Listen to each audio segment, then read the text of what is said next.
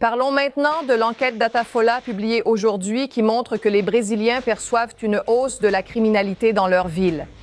Voyons ça ensemble. Le criminel qui tient le fusil à la main est facilement maîtrisé par un pistolet, voire même par une pierre lancée à la tête. Pendant qu'il essaie de lever le fusil et de le mettre en position de tir, quelqu'un lance une pierre et fait déjà tomber l'individu. La sous-utilisation des forces armées brésiliennes est un problème qui saute aux yeux. Pendant que les troupes restent cantonnées, la criminalité progresse avec des chiffres alarmants, ce qui montre clairement que le pays gaspille un pouvoir stratégique capable d'agir directement dans la lutte contre les organisations criminelles. Je ne veux pas que les forces armées, vous savez, soient dans les favelas en train de se battre avec des criminels. Ce n'est pas le rôle des forces armées, n'est-ce pas? Tant que je serai président, aucune opération de maintien de l'ordre n'aura lieu. Dans d'autres pays d'Amérique latine, les militaires sont déjà utilisés pour contenir le crime organisé. Tout comme dans des pays développés tels que les États-Unis, la Russie et la Chine, qui utilisent leurs forces fédérales pour lutter largement contre le trafic de drogue et la violence.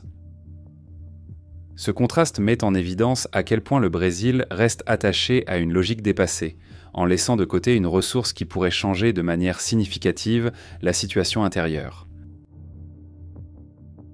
Cette attitude finit par surcharger les forces de police des États, qui sont confrontés quotidiennement à des problèmes qui devraient être traités au niveau national. Il va y avoir une blague.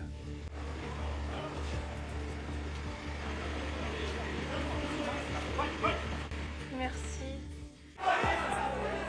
A falta de proteção efetiva nas fronteiras permite... Merci. Des criminels et divers actes illicites alimentent la violence dans le pays. Le résultat est un cercle vicieux avec des organisations criminelles renforcées, des routes de trafic ouvertes et des forces de police locales épuisées parce qu'elles ne peuvent pas compter sur le soutien que les forces armées pourraient offrir. Cette vidéo part de l'analyse de notre abonné Richard, qui a fait une remarque intéressante dans le commentaire de la dernière vidéo. Merci. Sobre o cenário da segurança no Brasil. Bienvenue sur Vida no Cartel.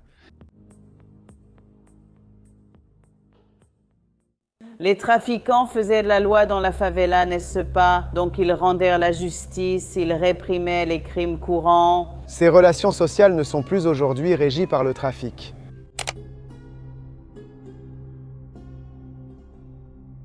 L'utilisation des forces armées dans la lutte contre le crime organisé est une pratique bien établie dans plusieurs pays, surtout lorsque la criminalité dépasse la capacité des forces de police conventionnelles.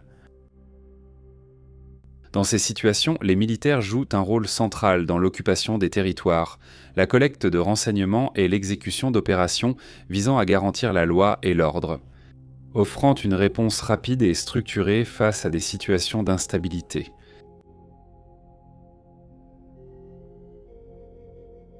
Cette intervention ne remplace pas le rôle des polices locales, mais elle complète et renforce le système de sécurité, empêchant la propagation du chaos. Regardez ça. Je n'aurais jamais imaginé vivre ça. Une jeune femme avec un enfant ici, regardez.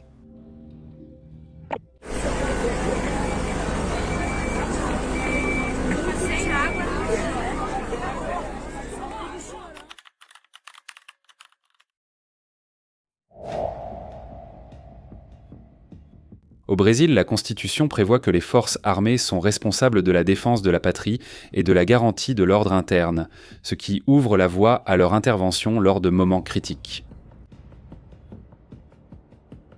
Dans des scénarios défavorables, où des factions criminelles défiètent l'État et où la violence devient incontrôlable, le recours aux militaires peut être décisif pour rétablir la stabilité.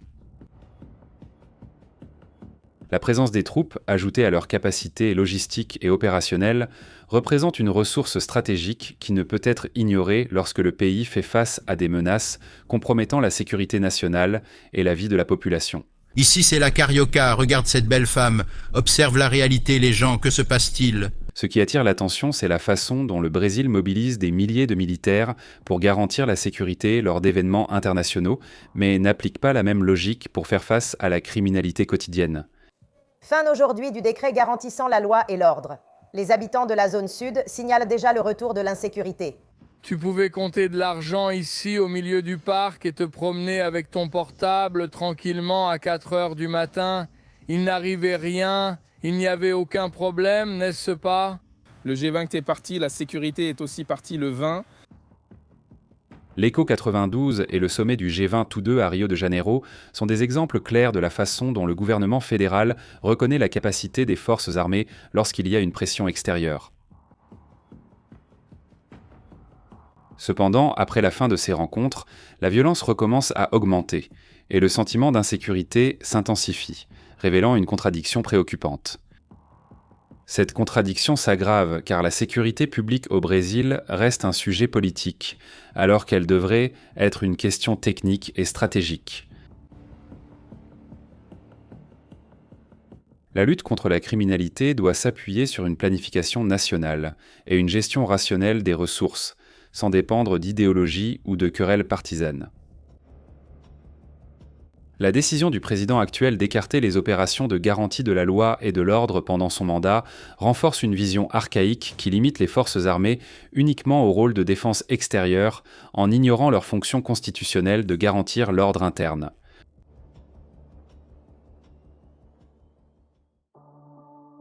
Dans la forêt, les policiers restent retranchés. Ils rampent au sol lors de l'encerclement des bandits qui sont cachés près des arbres. Parmi les stratégies de l'opération, l'utilisation de grenades lacrymogènes. D'en haut, on voit la fumée se dissiper. Et au milieu des tirs croisés, ils choisissent le moment pour riposter. Personne ne s'en soucie. Calme-toi, calme-toi, calme-toi. Je parle d'une blague.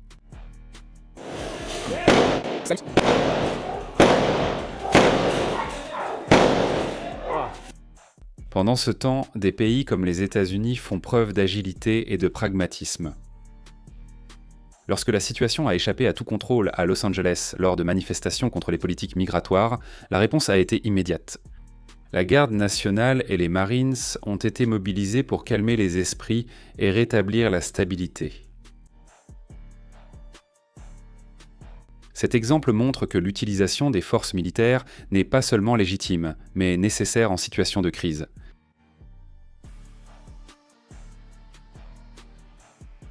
Le Brésil, en insistant pour garder ses troupes à l'écart de la lutte contre la criminalité, laisse la population vulnérable et renforce la perception que l'État n'arrive pas à protéger ses citoyens. Les forces armées brésiliennes disposent de capacités uniques qui pourraient être décisives dans la lutte contre le crime organisé. L'armée, avec sa structure logistique et sa capacité d'occupation territoriale, serait en mesure d'étouffer les zones dominées par des factions comme le PCC et le Comando Vermelho, en imposant sa présence et son contrôle dans des régions stratégiques.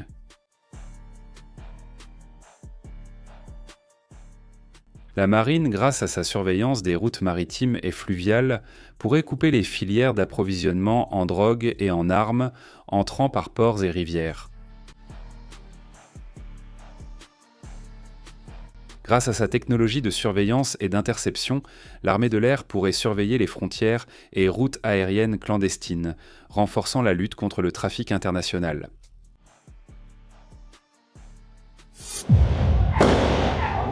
C'est fini.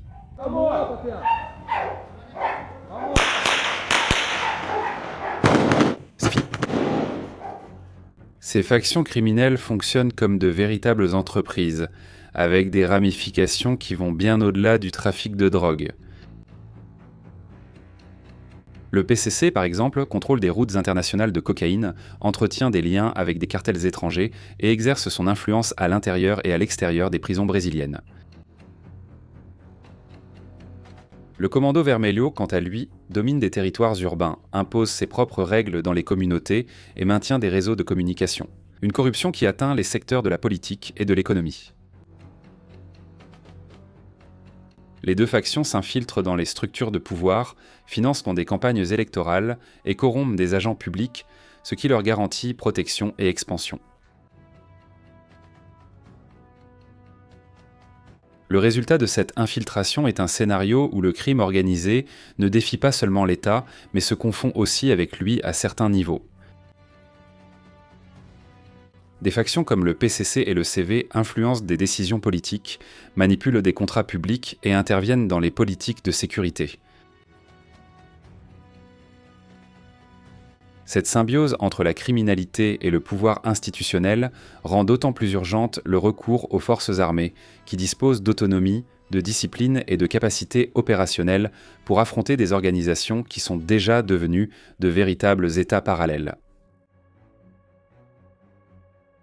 Sans cette mobilisation, le Brésil continuera à permettre au crime organisé de progresser sur ses frontières, ses villes et ses institutions. Le gaspillage que représente le maintien des troupes spéciales des forces armées brésiliennes cantonnées et sans être effectivement employées contre le crime organisé est évident. Un bon tireur doit avoir de la discipline. L'autocontrôle est essentiel. Un bon chasseur doit savoir prendre des décisions. Précision, toujours, chasseur.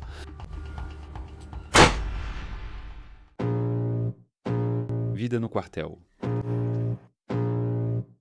Je sens le sang monter chez les païens. J'ai de la volonté, du combat, de la fierté, une raison. S'ils veulent y aller doucement, tu sais que je vais les nourrir. Si tu viens pour moi, j'espère que tu es prêt à affronter un démon.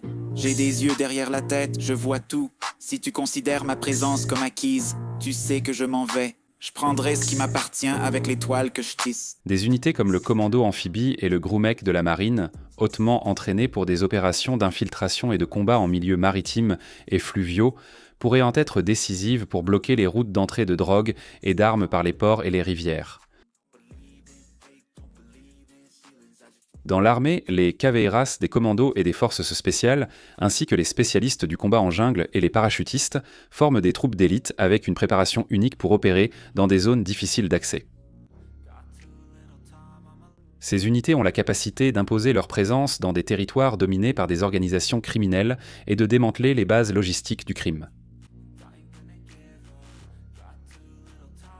L'armée de l'air, quant à elle, dispose des parassars, spécialistes des missions de sauvetage et des opérations en environnement hostile, capables d'explorer des zones de grande complexité et de soutenir des actions conjointes sur le territoire national.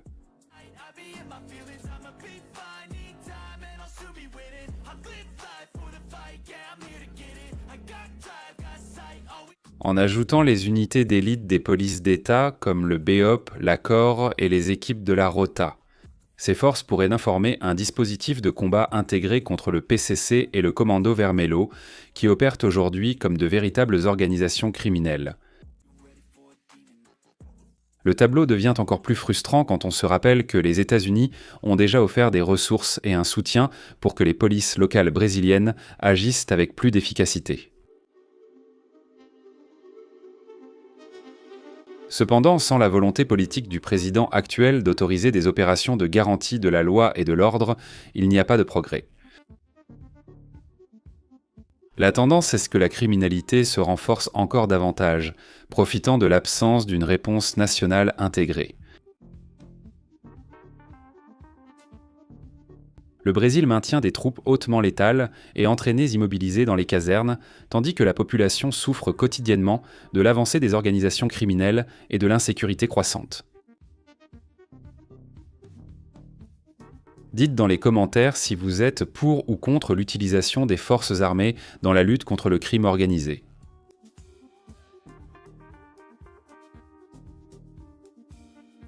Em Brasil.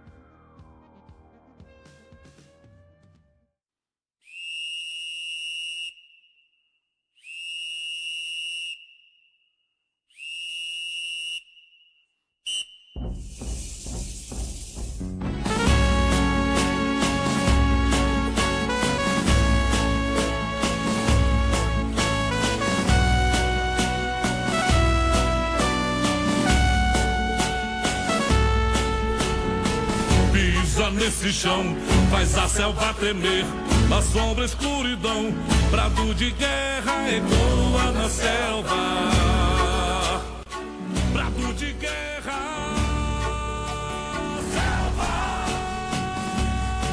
Sur Vida no Cartel, vous restez informé de l'actualité militaire.